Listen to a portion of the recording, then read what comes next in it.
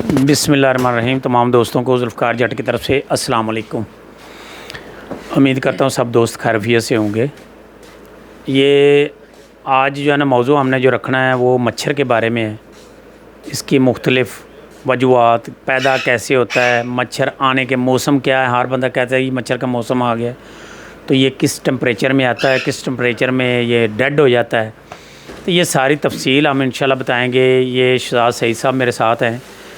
ये 6 साल का तजर्बा रखते हैं। 4 साल से इनको मैं जानता हूँ। इन्होंने मेरे से भी कुछ सीखा, कुछ इनसे मैंने सीखा। हर बंदे का अपना एक्सपीरियंस है, उसी लिहाज से बंदा बात करता है।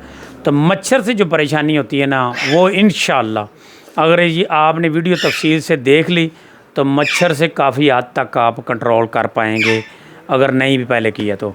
अस्सलाम वालेकुम जी। वालेकुम अस्सलाम। जी शहजाद भाई, आपने मच्छर के बारे में हमें ये बताना है कि मच्छर का कोई मौसम है या मच्छर वैसे ही आ जाता है जब दिल चाहे?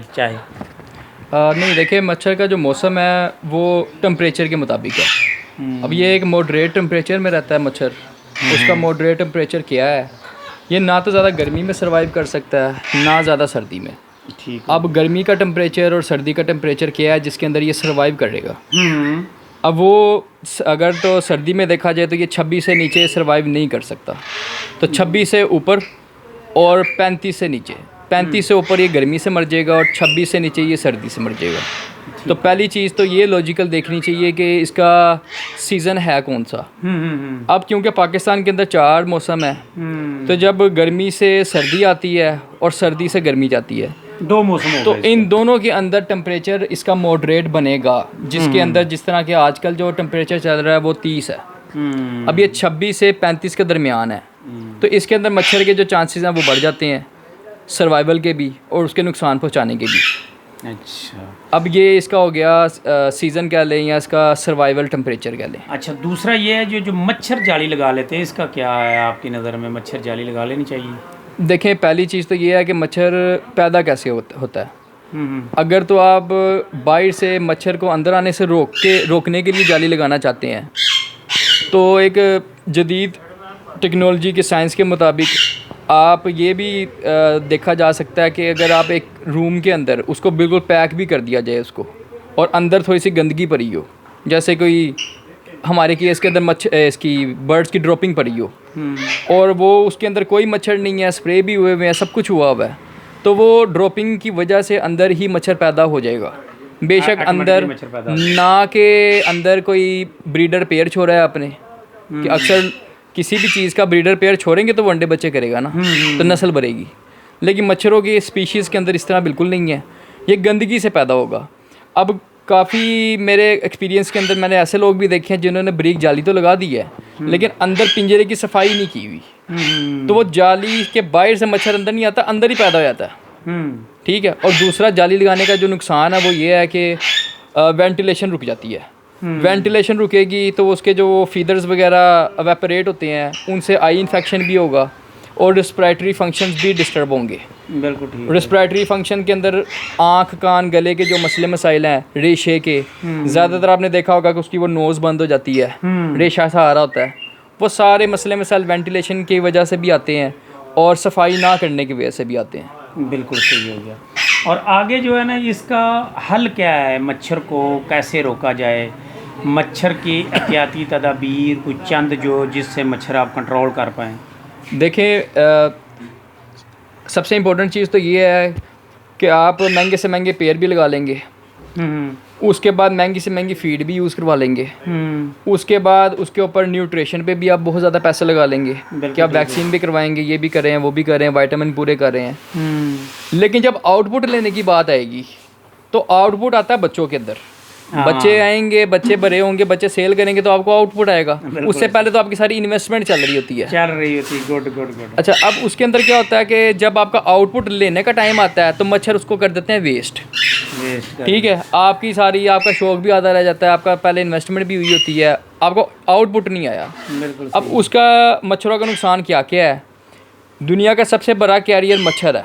मच्छर कैरियर किस सेंस में है कि ये वायरस को कैरी करके दूसरे तक पहुंचाता है। अब इसके अंदर ऐसे लोग भी आ जाते हैं जो कहते हैं कि हम कॉलोनी में बर्ड नहीं लगाना चाहते, वायरस फैल जाएगा।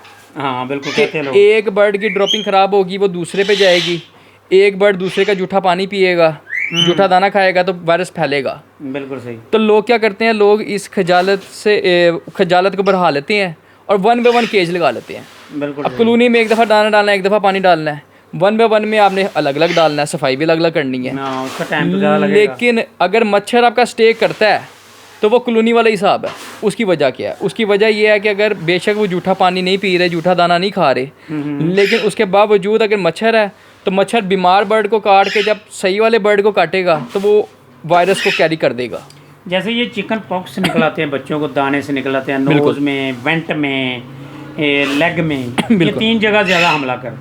ये हर बर्ड्स को लहदा यानी कि काटने की वजह से निकलते हैं, ये एक दूसरे से कैरी करते हैं। असल में जो बड़ा बर्ड है ना, उसके ऊपर होते हैं फीदर्स। तो उस फीदर्स के अंदर जुएँ तो पैदा हो सकती हैं, मच्छर वहाँ तक पहुँचता नहीं है कि मच्छर काटता है स्किन में, क्योंकि मच्छर ने चूसना होता है ब्लड। तो क्योंकि बड़े बर्ड के अंदर इसलिए पोक्स के चांसेस नहीं आते, आपने देखे भी नहीं होंगे। नहीं देखे। बच्चों में इसलिए आते हैं क्योंकि बच्चों की होती है स्किन, उनके लिए फीदर्स नहीं होते, तो उनके लिए वो खून ब्लड वगैरह चूसना उनके लिए आसान होता है। तो वो इसलिए बच्चों के ऊपर अटैक करते हैं, एक चीज़। दूसरी चीज़, पोक्स इटसेल्फ एक वायरस है। वायरस जो भी है वो कैरी करेगा मच्छर, एक पोक्स वाले को काटेगा, दूसरे बच्चे को काटेगा तो उसको भी पोक्स निकल आएंगे। अच्छा, तो इसके लिए आप क्या इस्तेमाल करते हैं? ये जो मच्छर बच्चों को काट जाता है तो आप इसका फार्मूला क्या इस्तेमाल करते हैं? आपने एक्सपीरियंस बताएं ज़रा। देखिए, पहली चीज़ तो होती है, ट्रीटमेंट से बेहतर होती है प्रिकॉशन। ठीक है, इलाज से परहेज़ बेहतर है। ज़बरदस्त। परहेज़ करने के लिए क्या क्या चीज़ें रिक्वायर्ड हैं? अब कुछ हम ना यूज़ करते हैं एंटी लाइज के लिए, जुओं वगैरह के लिए। उसके लिए मैं पर्सनली यूज़ करता हूँ एवर्जन। एवर्जन एक बड़े जानवरों की डिवर्मिंग के लिए एक इंजेक्शन है। लेकिन एवोटेक है, एवोटेक को ये दोनों बहन भाई हैं, बस समझ लो ये बहन भाई हैं। एवोटेक जो है ना, एवोटेक और जो ये भाई दोस्त बता रहे हैं हमारे से शाद सही साहब, ये दोनों बहन भाई हैं। आपको जो भी आसानी से मिल सके आप ये आजमा सकते हैं, ये आपको बता रहे हैं। अच्छा, अब उसके अंदर क्या है? उसके अंदर एवर्जन के होता है इंजेक्शन। वो आप किसी भी मेडिकल स्टोर से एक ड्रॉपर ले लें और वो इंजेक्शन को खींच के ड्रॉपर में डाल दें। हाँ, ड्रॉपर वो अर्के गुलाब का भी इतना सा मिल जाता है, वो सस्ता से मिलता है, 40-50 गुलाब ऐसे पिला दें, पानी में पिला दें तो वो जो है ना खाली हो जाएगा, उसमें डाल लें। अच्छा, अब उसके अंदर क्या होगा? उसके अंदर ये होगा कि मेडिसिन का दोबारा नाम इजीली बताएं ज़रा। एवर्जन है, EVERGEN, ये इसके स्पेलिंग है। हाँ। बाकी वीडियो की डिस्क्रिप्शन में भी डाल देंगे तस्वीर। गुड हो गया। और ये किसी भी वेटनरी शॉप से मिलेगा, मिल आपको जाएगा, आसानी से मिल जाएगा। अगर कहीं से ना मिले तो मैं भी हाजिर हूँ। अच्छा, जो दोस्त दाना मंगवाना है उसी में पैक में आ जाएगा, मेरे पास होता है। अच्छा, अब इसका यूजेज क्या है और उसके बेनिफिट्स क्या हैं? अच्छा, ये डिवर्मिंग के लिए भी इस्तेमाल होता है। और ये इस्तेमाल किस तरह से करना है? इसके 3 ड्रॉप एक बर्ड के ऊपर यूज़ करवाते हैं। एक ड्रॉप डालते हैं गर्दन की स्किन के ऊपर, बालों पे लगाएंगे कोई फ़ायदा नहीं होगा। हाँ बिल्कुल ठीक है, ये बड़े बर्ड का मैं बता रहा हूँ। मच्छर के बच्चे के तो आप कहीं पे भी डाल देंगे तो वो स्किन के अंदर फैल जाएगा, क्योंकि उसकी होती स्किन है। बड़े बर्ड के होता है कि बालों पे लगा रह जाएगा तो वो काम नहीं करेगा। स्किन के ऊपर एक गर्दन पे, एक ये वाला फीदर उठा के स्किन के ऊपर, और एक ये वाला फीदर उठा के स्किन के ऊपर। और कुछ होते हैं फैनटेल के शौकीन, जो फैनटेल वाले हैं, वो जो फैनटेल जहाँ से टेल जहाँ से शुरू हो रही है ना, वो टेल जहाँ से शुरू हो रही है वो स्किन के ऊपर भी। गुड। ठीक है, वेंट का जो अपर एरिया है जहाँ से टेल स्टार्ट हो रही है वहाँ पे भी स्किन पे डालना है। तो ये जो है ना, जुओं का भी इलाज है इसमें और मच्छर का भी इलाज है कि मच्छर नहीं काटेगा उसको। बच्चों का आप क्या करते हैं ज़रा स्पेशली बच्चों को बता दें, जो बच्चे जो मच्छर काटने के दौरान, फर्ज के जैसे अभी मौसम आ गया, तो बच्चों को आप कितने दिन के बाद कतरा एक लगाते हैं?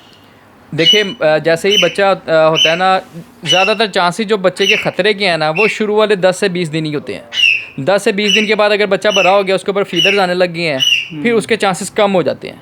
तो बेहतर यही है कि आप जो 2-3 दिन का बच्चा है ना, उसके ऊपर एक ड्रॉप डाल दें, उसकी बैक पे डाल दें स्किन के ऊपर, ताकि मच्छर काटे ही ना। कितने दिन के बाद डालना चाहिए? देखिए, मैं अपने एक्सपीरियंस के मुताबिक 2 से 3 दिन के अंदर डाल देता हूँ। 2-3 दिन बाद? हाँ जी। आज अगर अंडे से निकला है, क्योंकि निकलते साथ ही तो बहुत छोटा सा होता है, वो खुशक भी नहीं हुआ होता। वो जैसे 2 से 3 दिन का होता है। तो आपका ज़हन है 5 दिन का भी बच्चा हो जाए तो उसके ऊपर आप एक कतरा डाल दें। ड्रॉप मस्ट है। कितने दिन बाद डालें? देखें, इसकी जो लाइफ है ना ड्रॉप की, बड़े बर्ड में भी और छोटे में भी, वो 1 मंथ है। अगर आपने एक दफ़ा ड्रॉप डाल दी है तो 1 मंथ तक ना तो जुएं दोबारा आती हैं बर्ड के अंदर, क्योंकि बर्ड की जो स्किन कर्वी कर देता है ना, ये वो 1 मंथ तक उसका असर असल में रहता है। बेसिकली जो ये मेडिसिन है ना दोस्तों, ये आपकी जिल्द को इतना कड़वा कर देती है को जो भी उसकी जूं या ये जानवर, ये बड़े जानवर के लिए बेसिकली बनाई गई है, गाय भैंस बकरी उसके लिए होती है, तो उसको जो जिल्द में इंजेक्ट करते हैं ना, टीका लगाते हैं। तो ये बर्ड्स में हमने जो लगानी शुरू की है, ये स्किन के ऊपर एक लग जाता है ड्रॉपर। या इसका एक और भी बड़ा अच्छा फार्मूला है, आप सही पक्के वाला पर वो खींचें, जहाँ से खींचें उधर एक ड्रॉप डाल दें तो वो और भी कमाल का काम करता है। लेकिन जैसे ये शहजाद भाई बता रहे हैं 3 कतरे डाल लें तो वो भी कमाल का काम कर जाती है। अब सिर्फ फोकस जो हमारा है, मैं दोबारा फिर रिपीट करूँगा शहजाद भाई से, कि छोटे बच्चे जो निकलते हैं उनके चिकन पॉक्स ज़्यादा लगते हैं, सबसे ज़्यादा मसला ही उनको बनता है। तो उनके लिए हमें क्या करना पड़ेगा कि वो बच पाएँ, वही तो हमारी इनपुट है। असल बेसिकली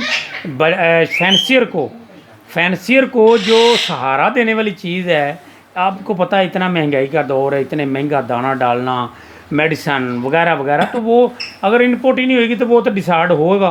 तो बच्चे ही बचाना काम है, बर्ड्स के बच्चे आपके बचेंगे तो सेल होंगे, तो आप सर्वाइव कर पाएंगे। तो बच्चों के लिए दोबारा फिर मैं क्वेश्चन करूँगा भाई, 5 दिन का बच्चा अगर अंडे से निकला है तो उसके ऊपर 1 कतरा डाल दिया है, दोबारा उसको कब ज़रूरत होगी? देखिए, दोबारा बच्चे को इटसेल्फ मेरे एक्सपीरियंस के मुताबिक ज़रूरत नहीं होती, क्योंकि 1 महीने के बाद वो कवर्ड हो जाता है, फिर वो मच्छर काटने वाला जो प्रोसेस होता है, अदरवाइज जो इसका असर है वो 1 महीने तक है। अब 1 महीने के बाद दोबारा यूज़ करो। अब 20 दिन अगर दोबारा भी कतरा लगा दें तो उसका मेरे ख्याल कोई इतना कोई हर्ज नहीं है, बिल्कुल कोई नुकसान भी नहीं है उसका। लेकिन जिस तरह बर्ड ज़्यादा होते हैं, जिस तरह मेरे पास अगर 50 पेयर हैं तो 100 बर्ड हो जाता है वो। अब 100 बर्ड को लगाना एक हेक्टिक काम हो जाता है। हाँ बिल्कुल। तो वो फिर मैं 1 से 2 माह के बाद लगाता हूँ। लेकिन जो बच्चे आपके पास आए हैं, वो बच्चों को एक तो लगाना आसान है, तो वो बच्चों को आप 20 दिन के बाद लगाते हैं, पकड़ते जाए, कतरा कतरा लगाते जाएं। बर्ड्स को बड़े को तो पकड़ना, उसके फीदर पीछे करना, वो ज़रा टाइम लगता है। इसके तो आपने ऐसे ऐसे लगाते जाना, चलते जाना है, ऐसे केज बाई केज भी हों तो कोई इशू नहीं है। दूसरी अगर ट्रीटमेंट की बात करें, प्रिकॉशन की, तो अब लास्ट सीज़न के अंदर सर्दियाँ आई थी, मैंने इतनी ज़्यादा अंदर गर्माइश नहीं की थी कि वो मच्छरों के लिए मॉडरेट टेम्परेचर बन जाए। ठीक है। हाँ, अक्सर मैंने देखा है, आपने बड़ी अच्छी बात कर दी कि लोग हीट के लिए 100 वाट का बल्ब लगा देते हैं। अभी तो खैर नहीं लगाएंगे क्योंकि बिजली इतनी महंगी है, उन्होंने कहना है उससे बेहतर है कि बढ़ जाते तो जाएँ, बिजली का बिल ना पड़े, क्योंकि वो बिजली बहुत महंगी होगी। पहले लोग ऐसा करते थे, शायद अभी भी लोग बड़े बड़े शौकीन हैं। खाली ये नहीं है कि हमारे जैसे लोग बड़े बड़े पैसे वाले शौक की खातर वो करते हैं, उनको कोई फ़र्क नहीं पड़ता बिजली से, वो 10,000 बिल आए, 50,000 बिल, उनको फ़र्क नहीं पड़ता। तो वो बल्ब के बारे में आप बताएं, क्यों लगाते हैं वो? देखें, प्रिकॉशन तो ज़रूरी है कि अगर हम कहें कि हम बिल्कुल ही सर्दी में बर्ड को छोड़ दें तो वो भी मुनासिब नहीं है। लेकिन लोगों की गलती क्या है, मैं भी शुरू में गलती ये वाली करता रहा हूँ। जैसे ही सर्दी आती है हम चीखें वगैरह गिरा देते हैं। धूप तो अंदर आती नहीं है, धूप अंदर आती नहीं है, चीखें गिरा देते हैं, अंदर हीट पैदा कर देते हैं। और जो सफाई वाला मामला है उसका ख्याल जो लोग नहीं रखते, वो बाहर से मच्छर नहीं आता, वो उनके शेड का अपना ही मच्छर होता है जो उन्हीं के शेड में पैदा हुआ होता है। क्योंकि एक चीज़ को आपने बंद कर दिया, सफाई का ख्याल नहीं रख रहे, वो अंदर पैदा हो जाता है। अच्छा, एक और भी इसका हल है, मैं समझता हूँ जहाँ तक कि ये जो है ना सफाई के मामले में आप थोड़ा सा चूना भी लेकर नीचे बखेर दिया करें ना, तो वो भी आपके काफ़ी दिन निकाल जाता है, उससे भी जम्स पैदा नहीं होते। जिससे अगर जम्स नहीं पैदा होंगे तो मच्छर नहीं पैदा होगा। देखें, ये चूना जो होता है वो बिल्कुल ठीक है बात, लेकिन वो बात फिर से वहीं आ जाती है कि अगर तो किसी के पास कम पेयर है तो वो ये वाली ट्रीटमेंट कर सकता है इस तरह की। नहीं, हमें दोनों ऑप्शन लोगों को, दोस्तों को देने चाहिए ना। अगर तो कम बर्ड है ना, अगर तो कम बर्ड है ना, तो उनके लिए तो बेहतर ये है कि वो डेली सफाई कर दें, डेली के डेली। तो उनके लिए जब ट्रेनें साफ़ होंगी तो वो मच्छर पैदा ही नहीं होगा। ये आप करके देखें, एक सीज़न, सिर्फ एक सीज़न करके देख लें कि जिनके पास कोई 20 केजीज भी हैं अगर, तो मेरा नहीं ख्याल आधे घंटे से ज़्यादा डेली बेसिस पे टाइम लगेगा। हाँ, डेली ना हो तो कम से कम दूसरे दिन कर ले, दूसरे दिन कर ले, 10 एक दिन कर ली, 10 एक दिन कर ली, हाफ तो मच्छर जब पैदा ही नहीं होगा, ना पॉक्स का इशू आएगा और ना ही कोई और इशू आएगा। जी, बहुत शुक्रिया शहजाद भाई, आपने बड़ा अच्छा कीमती निकाल के हमें ये गुफ्तगू करके समझाया। दोस्तों, ये जो मच्छर है ना, मच्छर के लिए बहुत सारे दोस्त परेशान हैं, बहुत सारी मेडिसिन दी, ये जो शाद साहब ने बताई है और जो मैंने बताई है एवोटेक, ये दोनों ही एक जैसी मेडिसिन है, बल्कि एवोटेक जो लिखने के ऊपर लेबल के मुताबिक उससे अच्छी है। ये मैंने मेडिसिन ना बनाता हूँ ना मेरा काम है, जो लिखा हुआ उसके मुताबिक मैं कह रहा हूँ। उसमें जो फार्मूला है, इसके फार्मूले में एवोटेक का फार्मूला उससे बेहतर है। ये दोनों ही आप इस्तेमाल कर सकते हैं। ये करें मच्छर के लिए। ये बच्चों का बड़ा ख़ास करके इशू रहता है, तो बच्चों में अगर आपने ये कामयाबी पा ली तो समझो आप अच्छे शकीन, अच्छे फैंसियर बन जाएंगे। आज वीडियो हमारी थोड़ी सी लंबी होगी क्योंकि टॉपिक बहुत कमाल का था, ये मुझे बड़ा पसंद है टॉपिक। छोटी सी बात हो रह गई है, वो ये कि अब ये तो हो गया परहेज़। अब अगर किसी को मच्छर काट गए हैं तो वो बच्चों को क्या करे। अब जिसको अगर काट गए हैं मच्छर तो वो क्या करे। वो तो अगर किसी ने वीडियो भी नहीं देखी, बाद में देखी है, तो वो मच्छर काट चुका हुआ है, तो वो बच्चे एक्सपायर तो नहीं करेगा अपने। अब मच्छर काटने के जो फेज़ है ना, कि वो मच्छर काटा कहाँ पे है, उसकी ट्रीटमेंट भी उसके मुताबिक है। अगर तो आँख के पास काटा कहीं पे भी, तो उसने आँख ने स्वेल होके आँख ने बराव नहीं होना है। अच्छा, अब लोग क्या करते हैं, लोग उस पोक्स के ऊपर लगाने की तरफ जाते हैं कि हम ऊपर लहसुन लगा दें, हम ऊपर कोई तेज़ाब वाला कोई चीज़ लगा दें कि वो सूख जाए। लेकिन इससे ज़्यादा अहम चीज़ ये है कि उसके अंदर होता है रेशा। तो आपने उसको एंटीबायोटिक ज़रूर यूज़ करवानी है। एंटीबायोटिक आप उसको खिलाएंगे, वो जहाँ पर भी होगा वो सूख जाएगा। ऊपर लगाएंगे, छीलेंगे, वो ख़राब भी ज़्यादा हो सकता है। ठीक है, तो उसके लिए जो अमोक्सल है वो, और 250 mg, और एक अभी रिसेंटली एरिथ्रोमाइसिन एक फार्मूला है एंटीबायोटिक का। ठीक है, वो होता है 500 mg का कैप्सूल। तो वो आप खोल के आधा यूज़ करवाएंगे एक बच्चे को। कम कबूतर को 250 mg ही मेडिसिन जो है ना, उससे ज़्यादा नहीं यूज़ करवा सकते। यही आप करवा सकते हैं। और दूसरी, अगर तो आँख के पास है तो आपने टोब्रामाइसिन ड्रॉप ज़रूर यूज़ करवाने हैं आँख में। अभी लिटरली एक बच्चा मैंने इसी तरह से बचाया है कि वो आँख का उसको इन्फेक्शन था पोक्स के अलावा, तो उसका टोब्रामाइसिन का जो रिज़ल्ट है वो बहुत अच्छा है आँख के लिए। बाकी कहीं पे भी पोक्स निकलते हैं, आप एंटीबायोटिक यूज़ करवाएं, वो आप खिला दें, वो जहाँ पर भी बॉडी पे होगा वो खुशक हो जाएगा।